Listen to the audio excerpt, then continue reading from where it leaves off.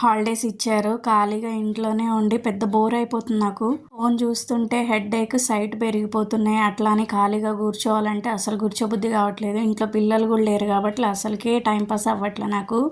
బయటకన్నా వెళ్దామనంటే ఎవరు తోడలేరు వెళ్ళడానికి. ఎవరి పాటికి వాళ్ళు బిజీగా ఉన్నారు.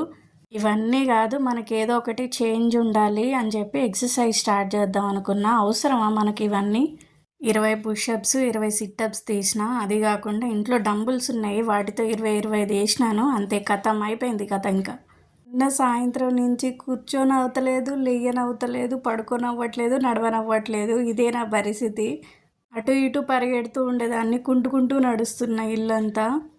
అందుకే అంటారు మనకు అవసరం నేను దాంతో తల దూర్చకూడదని. నాకు ఇప్పుడు అర్థమవుతుంది.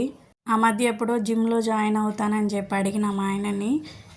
నన్ను నమ్మిగానా జాయిన్ చేయించుంటే అంతే కథ. ఇంకా ఎప్పుడు తగ్గుతాయో ఏమో ఈ కాళ్ళ నొప్పులు. పెద్ద తలనొప్పి అయిపోయింది. ఇంకా ఫైనల్గా ఆమ్లెట్ విషయానికి వస్తే అందరికి వేస్తే బాగా కుదురుతుంది, కానీ నాకు వేసుకునేటప్పుడు మాత్రం ఇట్లానే వస్తుంది.